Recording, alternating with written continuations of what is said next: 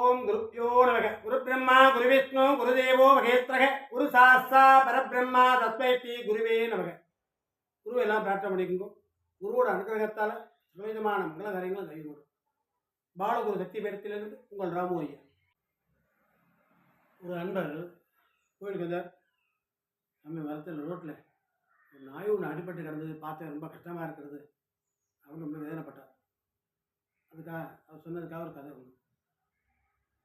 உலகத்தில் எல்லா உயிர்களுமே குறிப்பிட்ட நாள் தான் இருக்கணும். அதுக்கப்புறம் சிவலோகம் சென்றடையணும், சிவப்பிராப்தி அடையணுங்கிறது ஐதீகம். அதில் எந்த மாற்றம் இல்லை.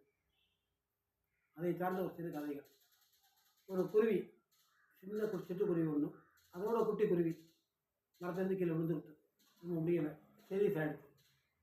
இந்த தாய்க்குருவியால் தாய்க்க முடியல. அது எப்படியா காப்பாற்றணும் மன்றாடுது, முடியலை.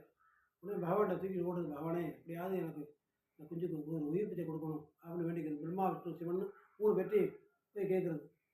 பிரம்மதேவர்கிட்ட கேட்டால் அவர் என்னால் ஒன்றும் பண்ண முடியாது, நான் என்ன பண்ணுறது? படைத்தல் காத்தல் அழித்தல் 3 பேர் நாங்கள் இருக்கோம். இதில் படைக்கிறதுக்கு எனக்கு உரிமை இருக்கிறது. அழித்தல்னு அதுக்கு ஆக்கல். விஷ்ணுகிட்ட வேணால் போய் கேட்பீங்க அப்படின்னு போகிறாங்க. விஷ்ணு பகவான்கிட்ட கொண்டு போக வரும். நானும் என்ன பண்ண முடியும் என்னால்? இது எல்லாமே சிவபெருமான்கிட்ட சேர்ந்தது. ஆனால் அவரை போய் பார்த்தா இதுக்கு ஒரு தீர்வு கிடைக்கும், வாங்க போகணும். சிட்டுக்குருவி, விஷ்ணு, பிரம்மா 3 பேரும் சேர்ந்துட்டு போகிறாங்க. சிவன்கிட்ட போய் முறையிடுறாங்க. அவர் பார்த்துட்டு நான் இது பொறுப்பை வந்து யமதர்மராஜரை விட்டுட்டேன், இது போதும் சொல்லி நண்பர், சரிவா அவர் போய் பார்ப்போம். நீ கேட்குறது மாட்டார, கேட்குற கஷ்டமாக தான் இருக்குது, எப்படியாவது குருவியை காப்பாற்றிடுவோம் அப்படின்னு 3 பேரும் போகிறாங்க. எல்லோரும் சேர்ந்து போகிறாங்க. 3 பேரும் சிவன் பிரம்மா விஷ்ணு குருவியை வச்சுக்கிட்டு அவருடைய எல்லைக்குள்ள சிவன் யமதர்மராஜாட்ட போய் இல்லை எல்லைக்குள்ளே போகிறது. சிட்டுக்குருவி இறந்துட்டு ரொம்ப கஷ்டமாக போயிடுச்சு எல்லாருக்கும். என்னடா இப்படி ஆகிடுச்சேன்னு யமதர்மன்ட்டு, ஏமா இந்த மாதிரி இதோட உயிரை அப்படியே திருப்பி கொடுத்துரு அப்படின்னு கேட்குறாங்க. பகவானே எல்லாம் நீங்கள் பண்ண லீலை தான். இந்த ஒரு மரத்தை காமிச்சிருக்கேன், இந்த மரத்துலேருந்து ஒவ்வொரு இலையாக விழுவும், அந்த இலையிலேருந்து என்ன எழுதியிருக்கோ அதை விட தான் நடந்துருக்கு.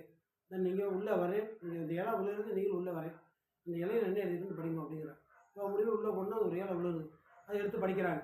பிரம்மா விஷ்ணு சிவன் மூவரும் சேர்ந்து என்னிடத்தே வரும் பொழுது இந்த சிட்டுக்குருவியின் உயிர் சிவலோகம் அடைய வேண்டும் என்று இருக்கிறது. என் கையில் என்ன இருக்கிறது, நீங்கள் எல்லாம் முடிவு பண்ணதுன்னு சொல்கிறான். உடனே பகவானால் ஒன்றும் பண்ண முடியல, பேச முடியல.